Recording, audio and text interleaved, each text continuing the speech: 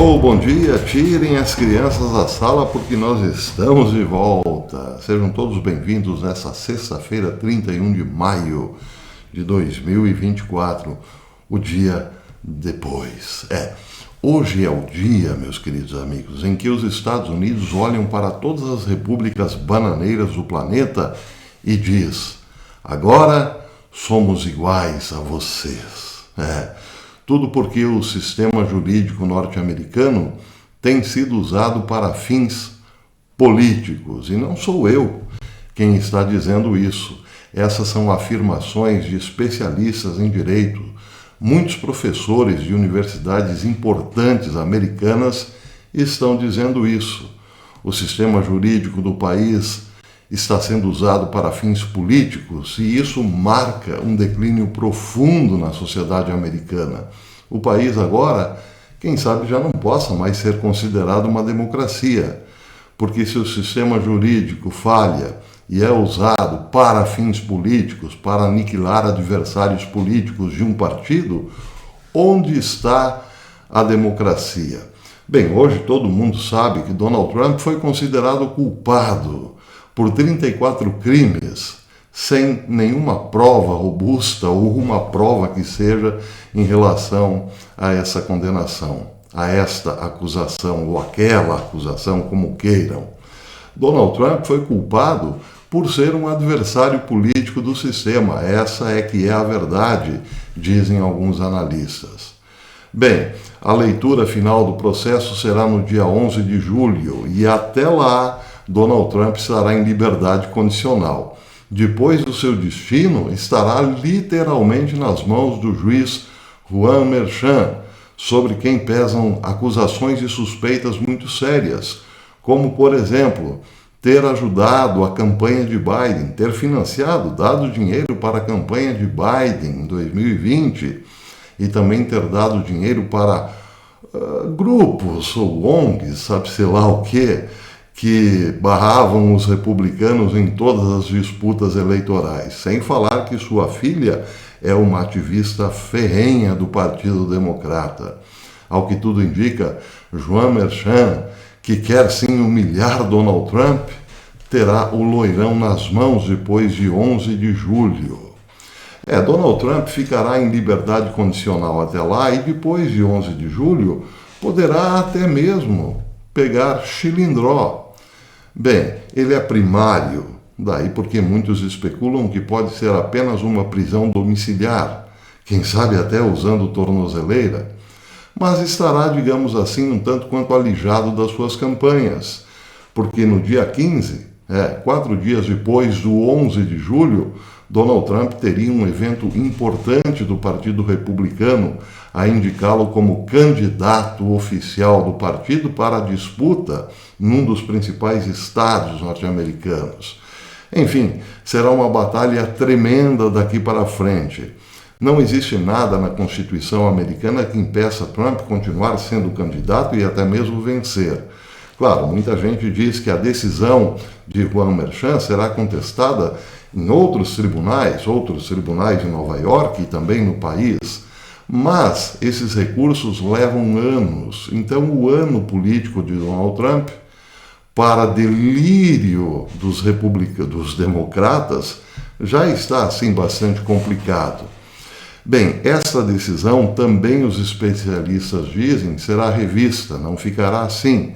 As coisas não ficarão assim porque existem centenas de depoimentos dizendo que foi tudo uma grande armação, e isso, à luz do direito não se sustentará.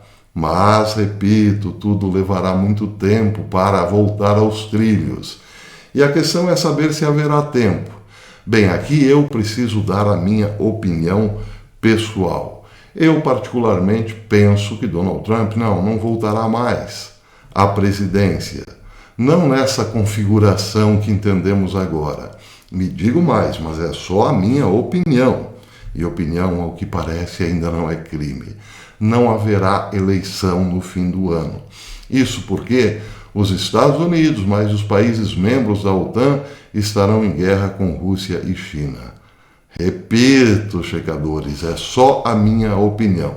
Bem, como a esquerda tentará reescrever a história daqui a pouquinho, o Tom Hall fez ontem um resumo, logo depois da sentença, um pequeno resumo da história de Trump no banco dos réus. Vale a pena, guarde esse vídeo, porque logo mais, como disse, a história será reescrita. Disse o Tom Hall: depois de mais de 5 semanas de julgamento simulado num tribunal de Nova York, o ex-presidente Donald Trump foi considerado culpado por um júri de todas as acusações apresentadas contra ele. Em agosto de 2023, Trump foi acusado pelo promotor distrital de Manhattan, Alvin Bragg, de 34 acusações de falsificação de registros comerciais em primeiro grau, ou seja, de crime em primeiro grau. Trump declarou-se inocente de todas as acusações e negou consistentemente qualquer irregularidade. Durante o julgamento, a equipe de Bragg não se concentrou em provas ou em provar as acusações de fraude. Em vez disso, os promotores se concentraram em pagamentos secretos e descartaram detalhes obscenos, ou melhor, destacaram detalhes obscenos e irrelevantes de um suposto caso de amor entre Donald Trump e uma acompanhante, Stormy Daniels. Os jurados também foram instruídos, prestem atenção agora, isso que é importante vocês guardarem. Os jurados também foram instruídos pelo juiz Merchan de que não precisavam ser unânimes ou em suas decisões ou em sua decisão. Nas últimas semanas, Trump foi repetidamente ameaçado de prisão pelo juiz Merchan por até mesmo violar uma ordem de silêncio que era absurdamente inconstitucional.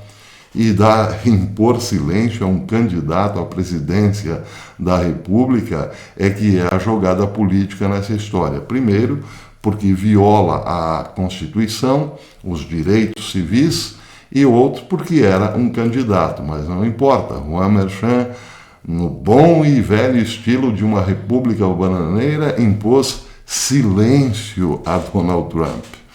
A equipe jurídica de Trump apontou repetidamente os laços de Merchan com ativistas democratas, incluindo a sua filha. E aí vem uma longa lista desta parcialidade do juiz por estar realmente muito ligado ao Partido Democrata e à, enfim, equipe de Biden que ocupa a Casa Branca. Agora pularei para outra publicação do mesmo Tom Hall, essa hoje, em que importantes analistas do direito e da justiça declararam o seu, digamos, espanto com a decisão de ontem. Como, por exemplo, Jonathan Turley, que é professor de Direito da Universidade George Washington.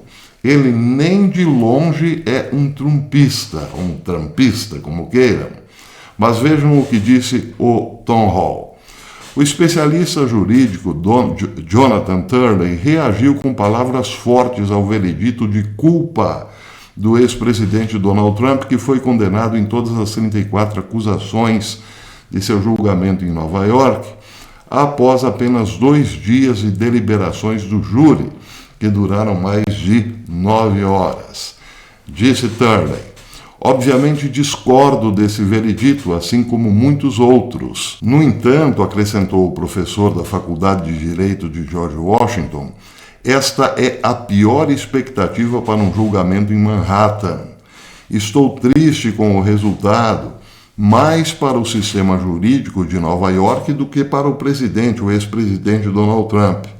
Eu esperava que os jurados pudessem resgatar a integridade de um sistema que tem sido usado para fins políticos. Daí porque é fácil constatar o quanto a democracia norte-americana, se ainda não morreu, corre risco.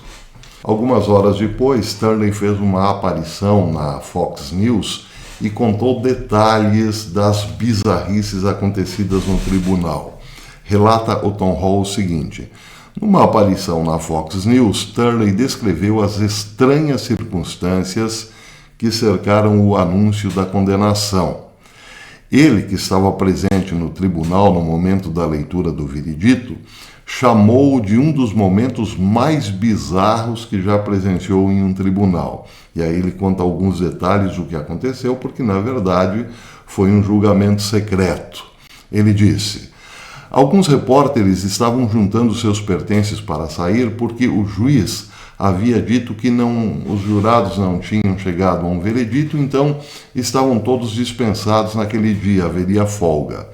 Só que, ao retornar à sua cadeira, o juiz Merchan disse, enquanto os repórteres ajuntavam seus pertences para cascar fora, o juiz disse que estava enganado, apresentando uma nota que tinha recebido dos jurados anunciando: nós, o júri, temos o veredito.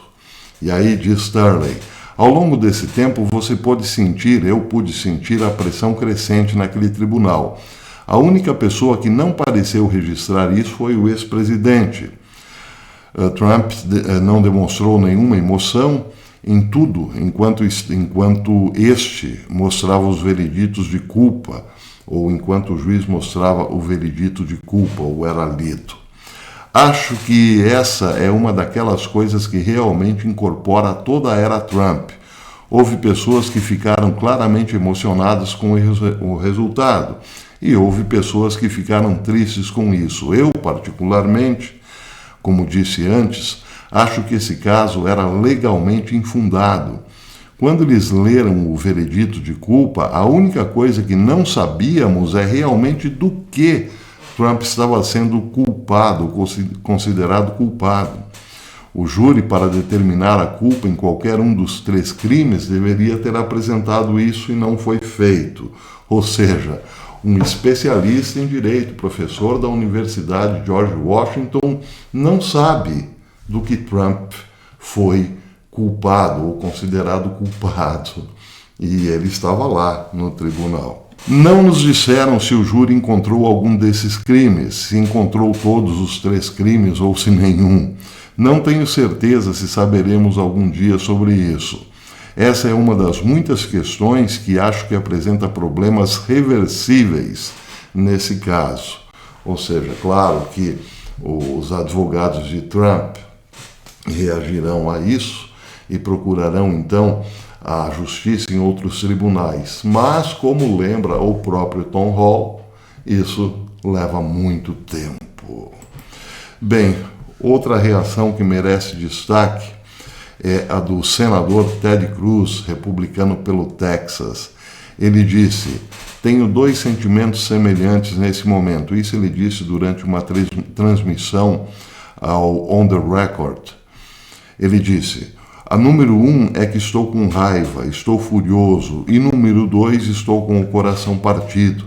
Estou com raiva porque estamos vendo um abuso grotesco do sistema judiciário. É uma paródia de justiça que se desenrolou em Nova York.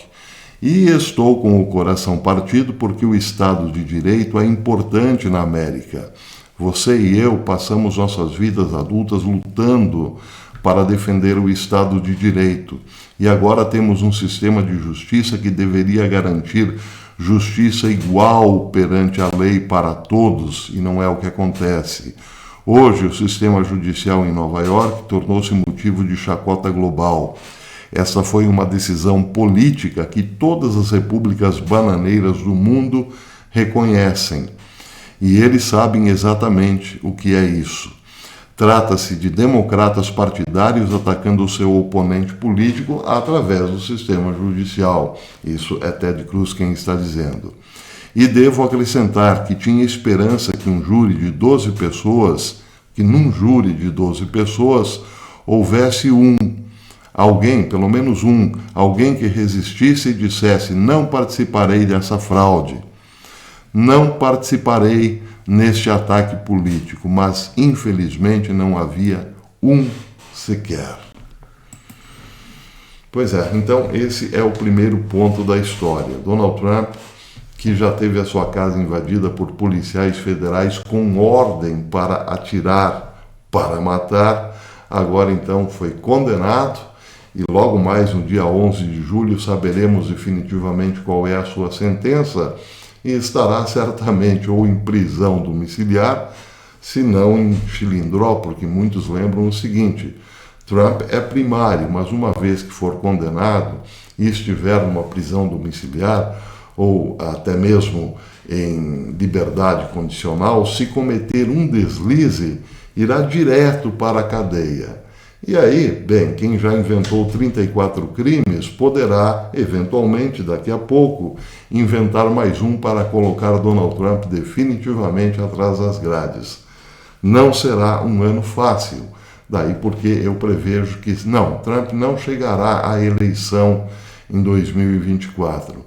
Mas também acrescento, não haverá eleição. Como disse no começo, é só a minha opinião, mas uma opinião embasada em fatos, como, por exemplo, já existem rumores muito fortes agora dos jornalistas que cobrem a Casa Branca de que Biden teria sim autorizado secretamente a Ucrânia usar armas ou mísseis americanos contra o território russo. E isso fatalmente levará o mundo a uma terceira guerra se as coisas escalarem nesse sentido, e parece que a força que Estados Unidos e seus vários aliados estão fazendo para que sim, a OTAN, os Estados Unidos, que é o líder da OTAN, e os outros países ataquem no território russo logo mais no decorrer do período. Em relação a isso, o RT News fez uma longa matéria hoje dizendo o seguinte, vou ler só um pedacinho.